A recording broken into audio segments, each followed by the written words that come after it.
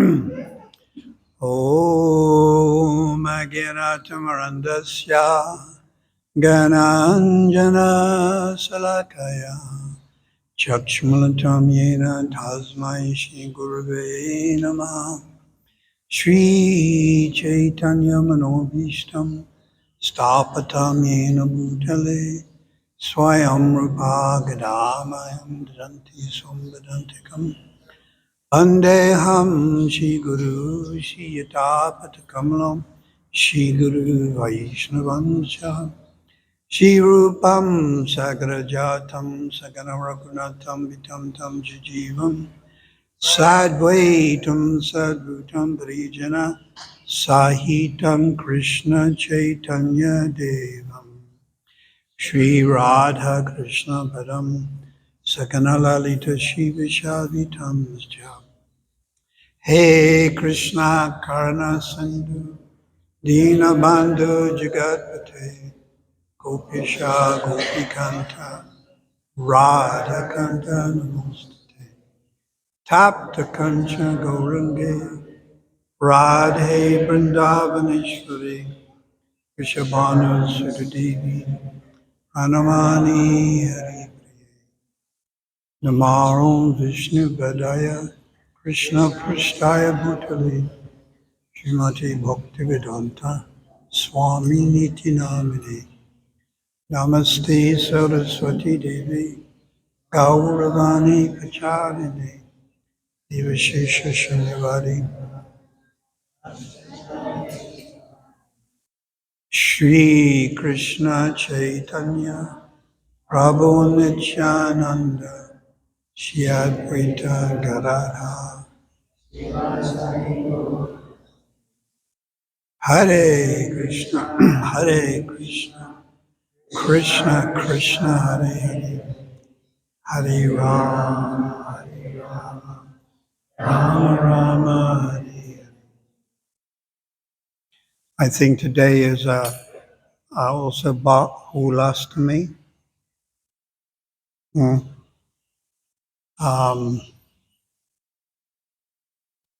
So one of my favorite verses from the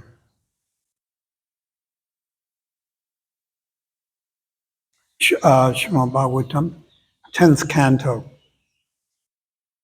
It's described there are 12 cantos, and the first canto is like the feet, and then the second canto a little higher, and the third canto. And then it's been described the 10th canto is the smiling face of Krishna. But it's also, Acharyas have also said, the 10th canto is like the heart. So obviously your heart is an important part of the body. And according to Ayurveda, within the heart, there are 5 life hairs. So we have life hairs. There are gross life hairs, subtle life hairs within the body. For instance, when you wake up, then generally you yawn, isn't it?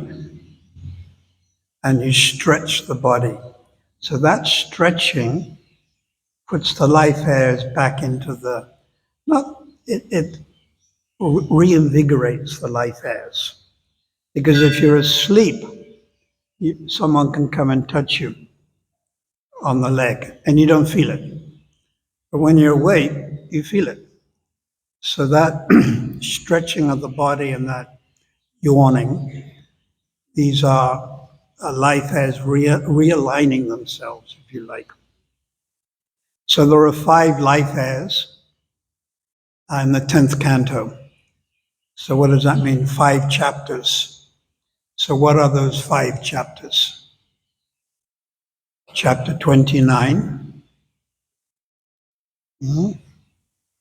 Chapter 29, Krishna and the gopis meet for the rasa dance. Chapter 30, the gopis search for Krishna. Chapter 31, the Gopis' Songs of Separation. Chapter 32, Reunion. And chapter 33, Rasa Dance. These are the 5 most intimate chapters in the whole 10th canto. And the 10th canto is the most intimate canto. Now, of those 5 chapters, which is the center? Which is the middle? You have to think a little bit now, you see, putting you on the spot. This is where you look at someone else, or alternatively, you look up. That's when you're at school. So what's the center? Again? 31. So what's 31? Gopi Geet. Geet, the song of the gopis. 18 verses, and it's the very sum and substance. And this Gopi Geet represents Vipralamba, which means separation from Lord Krishna. I'm going to have a garland put on me now.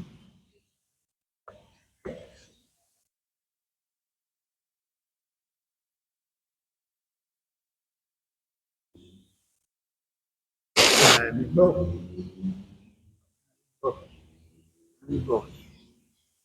And then he blesses me. Very nice Vaishnava. So Gopi Geet, chapter 31, Vipralamba Setra. There's 2 moods. One is Sambhog and one is Vipralamba. Sambhog means union and Vipralamba means separation. And Srila Gogovinda Maharaj has written that book, Embankment of Separation. 2 banks. One bank, Sambhog or union, where the gopis are united with Krishna, and then the other, separation, and then in the middle there's this river. Embankment of separation. So this verse, one of my favorite, Nisamyam Geetam Tad Anangavadanam Braja Krishna Grita Braja Striya Krishna Grita Manasa Sayatra Kanta Java Lola Kundala. When the young women of Vrindavan heard Krishna's flute song, which arouses romantic feelings, their minds were captivated by the Lord. They went to where their lover waited, each unknown to the others, moving quickly that their earrings, kundala, swung back and forth, swung back and forth. So, nisam, on hearing Gitam. So we have many Gitas. We start with Bhagavad Gita. And this is Bhagavad Gita fundamental. Prabhupada has used these words, fundamental and elementary. Although it is fundamental and elementary, and Prabhupada said A, B, C, D, still we're struggling to understand it. Am I correct? Even Bhagavad Gita. This is entry. Bhagavad Gita is entry. But in the Kali Yuga, we're not that advanced. And we need to go over this again and again, and so many courses of Bhagavad Gita, etc. So Nisam Gitam Tad Anangavadanam. Ananga is Cupid. So there's 2 Cupids. There is the one Cupid that hangs around here in the material world, and this is, Cupid is referred to as the king of lust. Lust. The attraction between male and female. It's very deep. I was sitting in my garden on the veranda today, and we have these bird baths. And I see the one bird come, and then the other bird came. One is the male, and one is the, go on, you can say it, female. Now, I didn't know which one was which, but I assumed the one that was in charge was the female. So they both took a little dip in that bird bath, and then the one flew away, then the other immediately followed.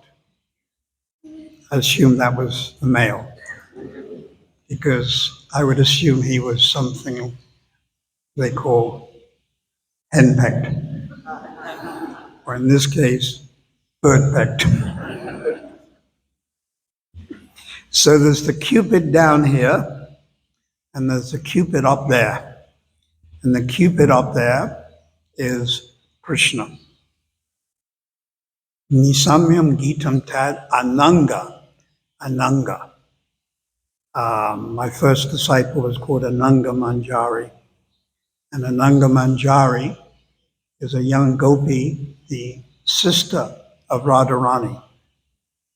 And she's 13, eternally 13. Can you imagine that? Never grows old. That would be quite useful and quite nice. So, wearing a blue silken sari. Of course, they wear many different colors because there's variety. But she's particularly known for blue. So, Ananga Manjari. Samyam Gitam Tad Ananga Vardhanam. Vardhanam means to increase or to fortify. So from the word Vardhanam, you have Govardhan. Govardhan hill nourishes the cows. Vardhanam means to nourish, to increase. So then Braja Striya. So Striya means lady or woman. But you can have young women or children, and then you're adolescent, and then a little bit older, and then like Mother Yasoda, and then like Mukara, elderly. So Striya means lady. Braja means the ladies of Braj. Braja Striya. Krishna, Braja Striya Krishna, Grita. Grita Manasa. So this is what I wanted to talk about, this word Grita. Grita means to seize, to capture. So the beauty of Krishna, Radha and Krishna, the beauty of Vrindavan, the sound of the flute, Grita, it seizes. Radha Radhanath.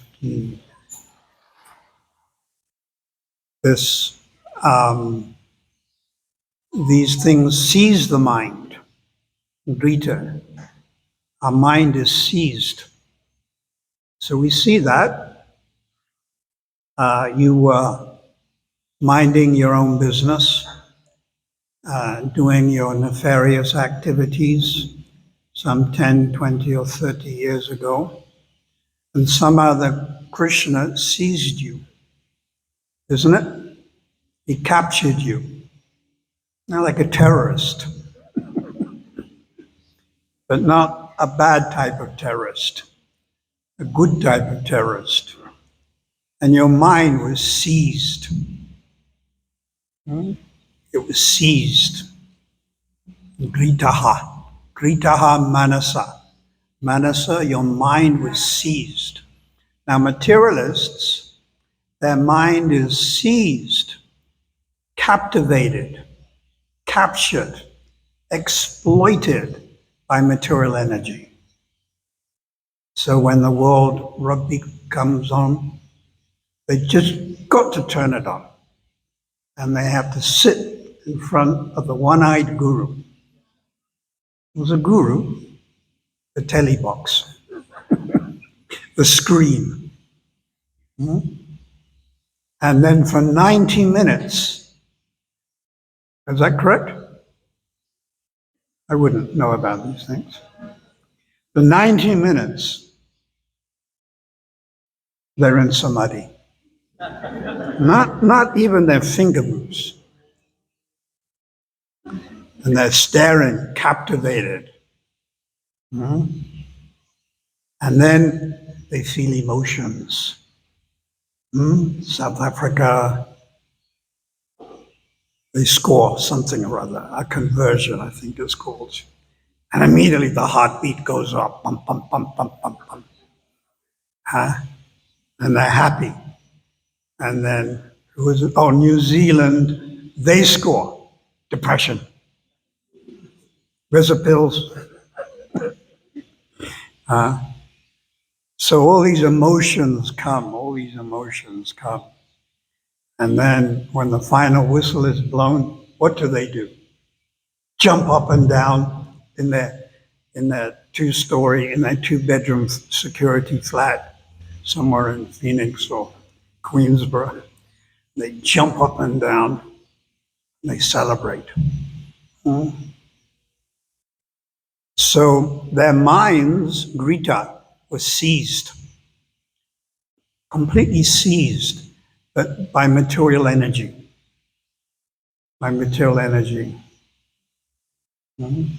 You can hear these birds. Can you hear them? Now their minds, they have small little minds compared to ours, but they're being seized by this impulse to make chirping sounds. And they're chirping.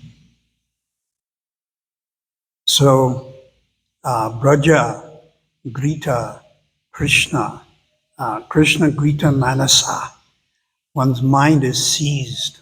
So that's what happened to us. And we got a taste for Krishna consciousness. See how they stopped? But again they started. Grita. So our minds were seized. And we gave up sinful activity. And many of us even gave up our own family members. Even as congregational members. Now you have certain people, and then suddenly they invite you for a braai or they invite you for a drink, and you don't go. And you distance yourself a little bit. I remember in 1973, I was living in Oxford in England, and I was studying for an exam, which wasn't a difficult exam. I would have passed it. And I was sitting down studying, and all thermodynamics and all the, actually mechanical engineering, if I have to really be honest. And I couldn't stop thinking of Krishna. Every time I was trying to x squared plus y, Hare Krishna, Krishna. This Krishna would come in my mind. And so I just closed the books, packed my suitcase, and I left. And that was it. I moved into the temple, and I never took that exam. So my mind, Grita, it was captured. So when the gopis hear the sound of Krishna's flute, their mind is captured. That sound goes into their ears and goes into their heart. And Krishna is known as a thief. We know, right? The month of Damodar. And Krishna, baby Krishna, what does he steal? Butter and yogurt and this and that. But another understanding is that Krishna enters the hearts of the gopis and steals their sobriety. What does that mean, sobriety? Soberness. It steals their chastity because the gopis have the conception that they're married. It's called abhiman. It's a Sanskrit word, abhiman. It wasn't a fact. The gopis actually weren't married in the spiritual world, but they have this conception that they were married. But when Krishna's pastimes take place in the material world, as he did 5,000 years ago, these conceptions become real. Abhiman, it means it's not a dream, it's a conception. Like a man, a man has a male abhiman. You have the conception that you're a man because you're living in a man's body, and a woman has a conception that she's a woman, and then women act in a certain way. They can't help it. And men act in a certain way. Abhiman, it's a conception. We're not male and we're not female. We're the soul. So in Goloka Vrindavan, the spiritual world, there is the conception the gopis are married. But when those pastimes come down to the material world, in some Brahmanda, that conception, by the arrangement of Yogamaya, becomes real. So actually the gopis were married in Brahmanda. Anyhow, the sound of Krishna's flute entered their heart, entered the ears, went to the heart, and it stole their shyness. Ladies, actually, it's a weapon, shyness. It's a weapon. It's not used so much nowadays. It's a bit redundant. But Prabhupada writes in the Bhagavatam, and I'll give you the reference, Canto 1, Chapter 9, Text 27. As a class, women are more powerful than men. They're more powerful than men. And Prabhupada gives the example, Cleopatra was able to control who? Was it Caesar or Antony? Therefore, powerful women should control this, and they control it with shyness. I don't have you want to look it up? Canto 1, Chapter 9, Text 27. Canto 1, Chapter 9, Text 27 or 28. And there it says, women as a class are more powerful than men. And then Prabhupada gives the example, Cleopatra. And then he says, such powerful women should be controlled by shyness. Therefore, shyness is important for ladies. So the gopis, their shyness was also exploited, taken away from them. And their chastity and their dharma, and even the sound of Krishna's flute took away their atma. Then the gopis, they ran to where Krishna was to reclaim their stolen goods. So now they're running. When the young women of Vrindavan heard Krishna's flute, which arouses romantic feelings, their minds were captivated. I said that, captivated. Vihita. They went to where their lover waited, each unknown to each other, and their earrings swung back and forth. So, by the arrangement of Yoga Maya, each gopi is running to where Krishna is, on the bank of the Jamuna, or perhaps on the bank of Radhakund, and they don't see each other. They don't see each other. They think, I'm the only one. And Rupa Goswami explains when Krishna plays his flute, Ujjvala Namani, chapter 4, 1 billion gopis came to him on the bank of the river Jamuna. Now 1 billion. So immediately they can't see each other, but there's 1 billion. Because if you go to see your lover and there's 10 other people there, it's not very private. Am I correct? Where's the privacy? There's no privacy. So what to speak of 100 or 100,000? You know, they're all queuing up. Or 1 billion. There's no privacy. There's no privacy. There's no intimacy. Where can the intimacy be? You know, it's like you're at the South African rugby match. There's 100,000 people. There's no privacy. So Yoga Maya arranges that each gopi is thinking, I'm the only one there. I can only see only Krishna. And in the sound of his flute, he is calling my name.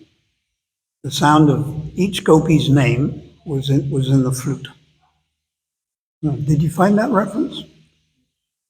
Perhaps you can just, when someone says something which is a little, I don't know, controversial, it is controversial, it's good to prove the authority.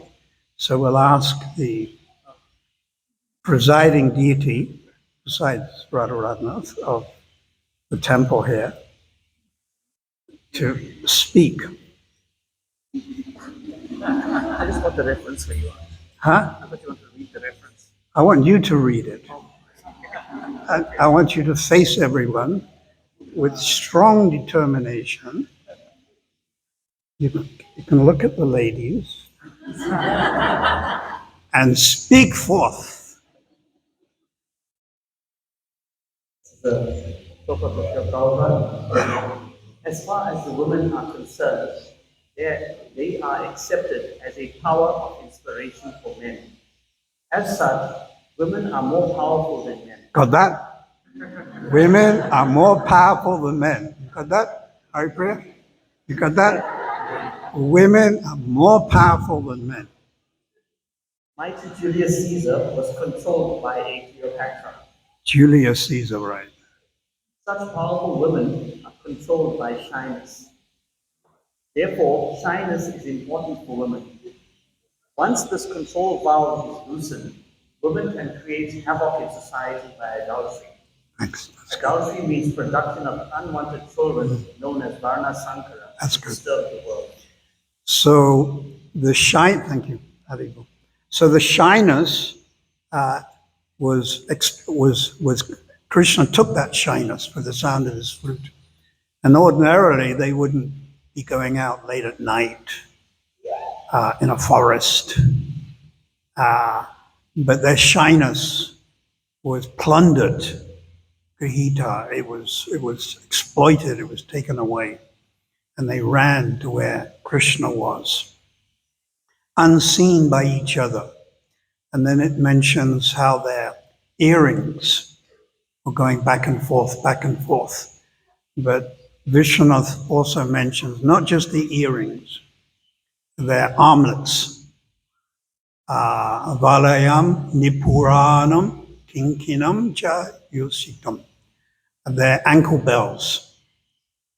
You know, they wear ankle bells and beautiful armlets, these very beautiful earrings. And it made a tumultuous sound. It's in the Bhagavatam. It made a tumultuous sound, deafening sound. So when they're running towards Krishna, there's a very intense feeling of separation. And this is called Dakshin Bhav. It's called Dakshin Bhav. But as soon as they see Krishna, it changes to Vama Bhav. and they become a little reserved. So this is the spiritual world. It's full of emotions. In this material world, there are so many emotions. Despair, despondency, anger, so many, laughter. And then laughter, there's many degrees of laughter. There's like slight laughter. There's, it's from the Bhagavatam, there's like 7 different types of laughter. And then there's another laughter where the eyes also squint. Then another type of laughter, more loud. And then a type of laughter where you move up and down. And then the ultimate laughter is where you start jumping up and down. This is all from Bhakti Samhita Sindhu. Now, I'm not making it up. Different types of laughter. So when I was thinking about this, I was thinking one time we were doing the tent campaign, and we did a play, and we asked a congregational member to take part in the play, and he was a very wonderful devotee.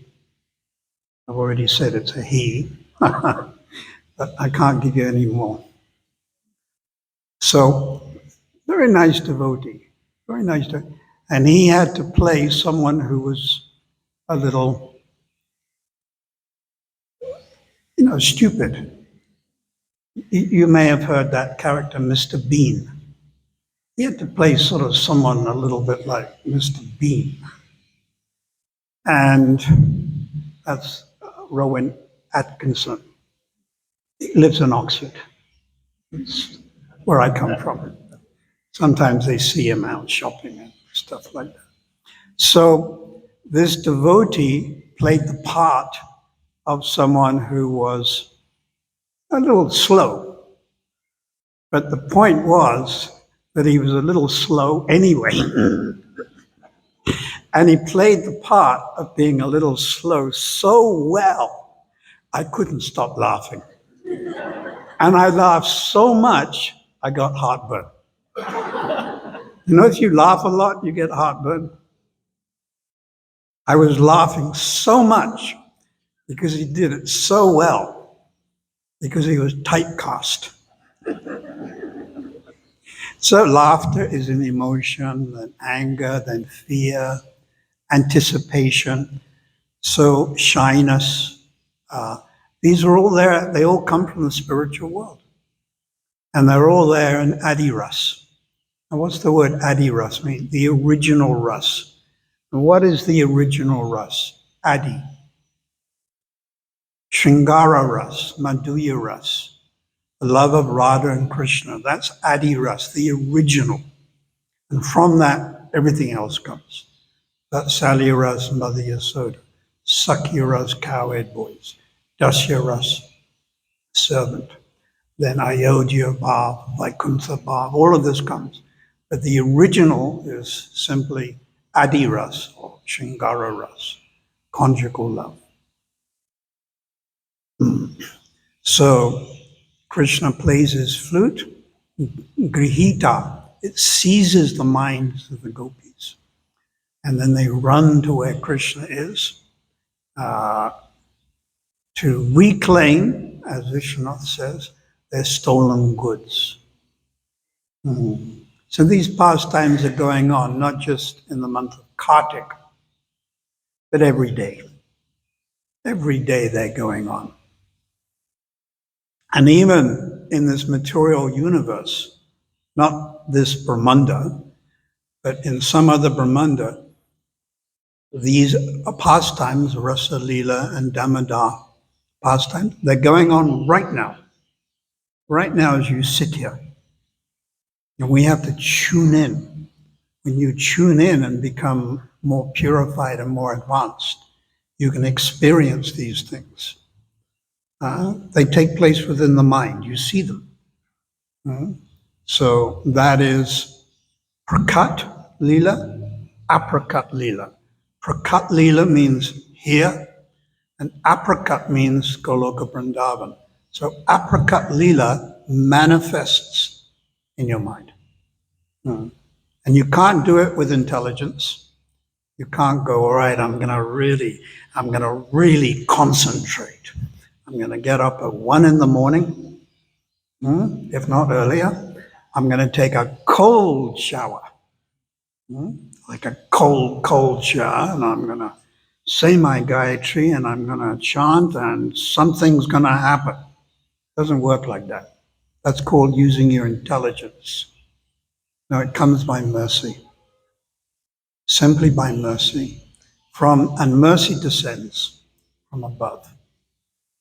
But still, we should pray for these things and we should try. There's no harm in getting up at 1 a.m.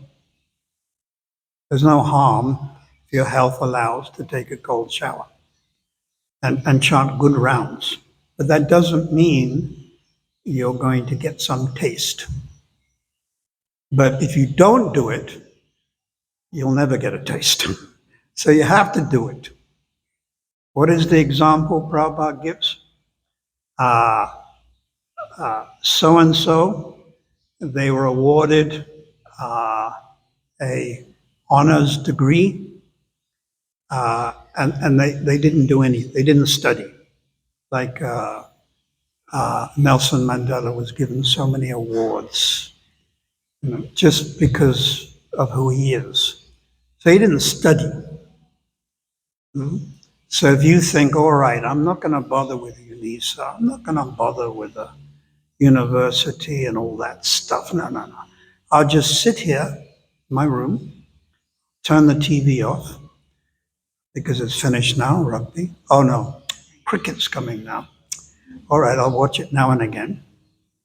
And I'll just wait for this mercy to come down through the ceiling, come onto me, onto my head, and then I will experience or realize some of Krishna's pastimes. It doesn't work. It's not like that. You have to work hard. So that's sadhana, and that is what we're doing. We are doing sadhana bhakti. Coming to the temple, fasting, bowing down, chanting fixed number, fixed. Fasting on certain days, observing festivals, preaching, studying, trying to understand philosophy, if we're that way inclined. Some of us aren't. But if we can, we try to understand philosophy. We have to make an attempt.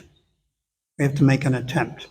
So this is, as you probably know the story, when Mother Yasoda is chasing after Krishna, always the rope is 2 inches or 2 fingers short. So those 2 fingers, one is your attempt at trying to capture Krishna, which you can't do, and the other is the mercy. So when these two come together, then perfection, you can get somewhere. So they both have to be there. You have to try, but also it's dependent on mercy. And then Prabhupada further explained the cat philosophy and the monkey philosophy. The cat is picked up by its mother, the kitten. It's carried. The kitten doesn't have to do anything. So that's called mercy, kripa. Kripa patra. Kripa patra. We become the object of mercy, kripa patra. And the monkey is always holding on. So the baby monkey has to hold on. So that's your effort. That's your effort, which is called sadhana bhakti. And that's what we're doing. And that's what Prabhupada taught us. Shishi Radha Radhanath ki jai. Jagannath Subhadra Balaram ki jai. Nitai Gaura Hari ki jai. Gaur Premanandi. So, you must have lots of questions.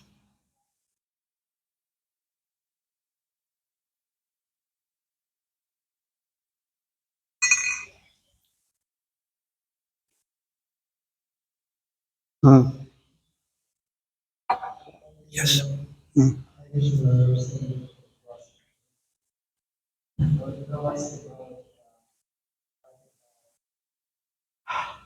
Yes. Lord Chaitanya is the only way to enter into topics, yes. Mm. Sometimes in practice, ourselves more to show that. Yeah, but yeah, Yata Gora Padar Vinde Srila Prabhupada Saraswati. First Lord Chaitanya, Gaur Leela, and then Radha Rasa Sudha Nidhi. Nidhi means ocean of Radha Ras. So there is a sequence, but we can also meditate on Lord Chaitanya visiting Vrindavan, and he did. Chapter 18, Madhya Leela, he discovers Radha Kund, and then he goes to Kusum Sarovar. So it's Lord Chaitanya and Vrindavan. So you're mixing the two together now. It's Vrindavan, Krishna, Lord Chaitanya. And then he went to Manasi Ganga. And he went to that famous temple on the hill in Manasi Ganga. And apparently he spent 3 nights there. And he was with 2 associates, the Sanariya Brahmin and 1 assistant. A name is never given. There's no name ever given. It's just called a Brahmin assistant. So, of course, you can think, perhaps in some future life, I can become that Brahmin assistant. Doesn't matter, you're a lady or a man in this life, and you can assist Lord Chaitanya. He would dance Manasi Ganga, and then he walked around Govardhan Hill. So yes, Lord Chaitanya is the entrance. It's a fact. So we serve Lord Chaitanya and his Sankirtan mission. And when our service becomes somewhat mature, we see Lord Chaitanya as Radha and Krishna. And then we see then it goes, when it's even more mature, we see Lord Chaitanya in Radha Bhav. So there's a sequence. Now you can't jump. You can't say something just to impress some other devotee or to impress your guru or something. That's cheating. You have to be who you are. My godbrother, Sridhar Swami from Bombay, he said, be who you are. Be who you are and make your own offering. Just be who you are. Because if you pretend something you're not, you're going to be in trouble, isn't it? There are many Vaishnavas who took sannyas eagerly from Prabhupada. But unfortunately, they couldn't maintain it. That was before. Now it's changed. And the sannyas council within ISKCON is very strict and very check and balance and all this and stuff. But before, there was the one devotee, Paramahansa Swami, and he took sannyas. Either he was 18 or 19. It was in 1972 when Prabhupada was at Radha Damodar. And Prabhupada saw him, Shishi Radha Radhanath. Prabhupada saw him chanting, and Prabhupada just asked him. It's 1972. It's called the Nectar Devotion series. It's quite a famous series. So Prabhupada was staying there at Radha Damodar. We didn't have Krishna Balaram temple then. And Prabhupada just asked him, what service are you doing? And he said, I'm a book distributor, and I want to go to Vietnam, distribute books, because at that time, the Vietnam War was going on. And Prabhupada was so impressed. Prabhupada himself said, do you want sannyas? And one account says he was 19, Prabhupada Lilamrita, and the other mentions he was possibly 18. So let's just take a 19-year-old boy. Do you think he's ready for sannyas? I don't think so.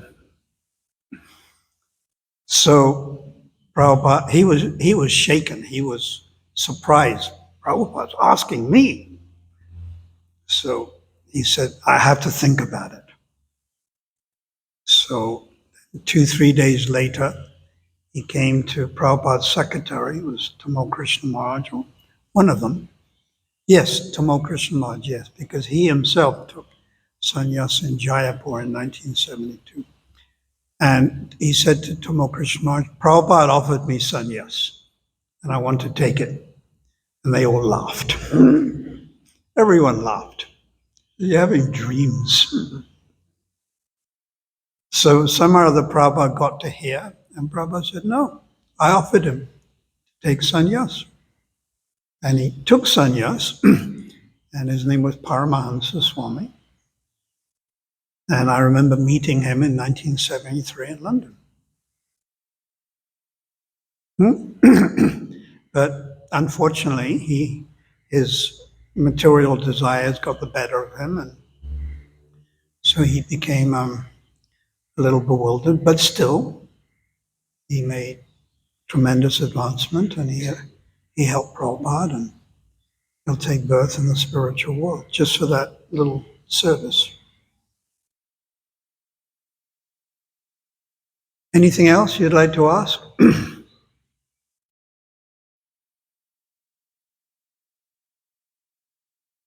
So just remember this, that as a class, women are more powerful. Men, please just say this, more powerful than I am.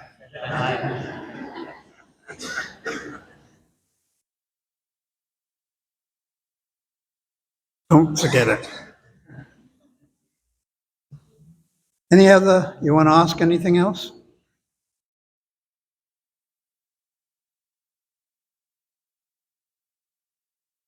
Yes, a powerful lady is going to speak. And the powerful father. Thank you so much for your reply. I want to ask, you spoke about money and Krishna and how the two figures who thought how one figure was Krishna's mercy. Is it possible that you could keep trying and trying and the mercy will come? Is it possible that one can keep trying? With your attempt. It may come, it may not come. Because bhakti is yadricha. Yadricha, Viduyakandambini, comes of its own accord. Bhakti is non-different from Krishna. Can you make Krishna appear? He comes when he wants to, isn't it? So bhakti is yadricha, which means comes of its own accord, or swaprakash. Prakash manifests when it manifests. So actually bhakti is the cause of bhakti. Sadhana is not actually the real cause of bhakti. This is word for word, Viduyakandambini. So then you might say, all right, now sadhana is not the real cause of bhakti, but you have to do sadhana. But it's not the real cause of bhakti. Bhakti is the cause of bhakti. So you're all devotees. So what does this mean? In your past lives, some or other you came in contact with bhakti. So you saw Tulsi Devi. You went to a Jagannath temple. You took some prasad.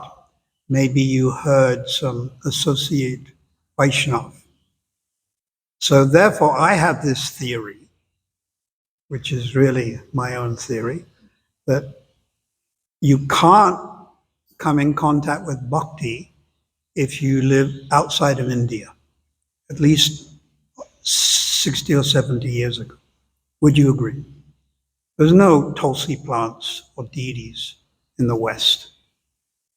Vaishnavas were not there. In 1933, the Bhaktisiddhanta's 3 disciples went. But let's say 100 years ago.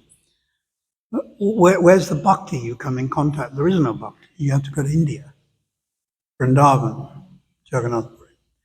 Therefore, I've got this theory that you were all living in India in your last life. My theory. And you probably came in contact with Srila Bhaktisiddhanta in the Gaudiya Math, or in South India, something. You came in contact, Tulsi, or you bowed down. So you did some bhakti, unknowingly. You don't have to know what you're doing. It can be a gyata, sukriti, unknowingly. And then this accumulates like a bank account. And then when it comes to a certain amount, you're allowed to associate with devotees. And all of you started associating with devotees. So we have to do sadhana. But sadhana is not the real cause of bhakti. And this is Vishnu Chakravarti Thakur, Midhuya Kandambini. Maybe just one example I can finish to make you understand a little. Let us say you're thirsty, and I have water. But unless you ask for it, I won't give it to you. So you have to ask for it. So that's sadhana. You're asking, you're begging, you're crying for it. But that person still may not give you the water. Am I correct? I mean, they may have misunderstood or maybe looking the other way or something or other. But if you don't ask for it, you'll never get it. But even if you ask for it, it doesn't 100% mean you'll get it. And here's an example. So sadhana is not the real cause of bhakti. Bhakti is the cause of bhakti, and the word is yaduricha, which is discussed by Vishwanath and Madhurya Kandamini. It comes of its own accord. So really, we're very much dependent on kripa. But we think, I'm doing this, and I chanted 25 rounds, and I fasted, and I did 64 rounds. And I gave out so many Bhagavad Gitas. But actually our position as devotees, or aspiring devotees, it's due to kripa.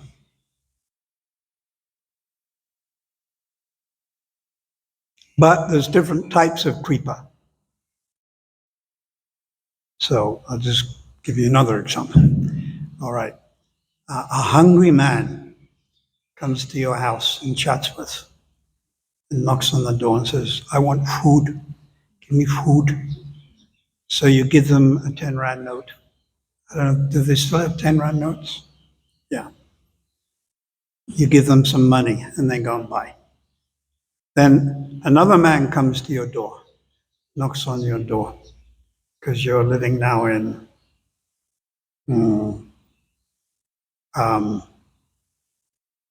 you've gone up a little bit now. So where are you living now on that side? Huh? No, that's still down. No. Slanga's too high. You're living sort of between Chatsworth and just here. Melbourne, yeah. So knocks on the door, and then you give them some food. So now you're not giving them money, you're giving them food. Is that also mercy? Yeah. Then you've decided to move to Mshlanga, and you're living in the Pearl. I don't know how you manage that. And someone knocks on your door, they say, I'm hungry, give me food. So then you say, well, I just came from the temple, New Jagannath Puri, And here's some Mahaprasad. Now, that's also mercy. Would you agree? So now we have 3 different levels of mercy. So then you decide, all right, I'm finished with them, Shlanga. It's a little too busy. I'm going to Balito Bay and have my garage, 3 garages, big swimming pool, sauna bath. And someone knocks on your door in Balito Bay. They say, give me food. And you say, well, I've just come from Radharanath, and I have some prasad that was taken by Bhakti Chaitanya Maharaj, by Ram Govinda Maharaj. I have some prasad. And this is called Maha Prasad. Take it. Now, each one is mercy. You can see different levels. So we are the objects of mercy. The very fact that we're sitting here and we're able to chant Krishna's name and offer the lamps, that's simply that special mercy coming from Lord Chaitanya, specifically coming from Srila Prabhupada, and now we're embracing that mercy, and we should try to give it out to others if we can. And that's preaching. Anything else? Is that all right? Ansa? So we're going to offer the lamp, offering our heart. Thank you very much. May Lord Damodar bless all of you, Sri Chaitanya Mahaprabhu, so we can get more Kripa Patra, become the objects of this mercy. Go Premanandi, Srila Prabhupada ki jai.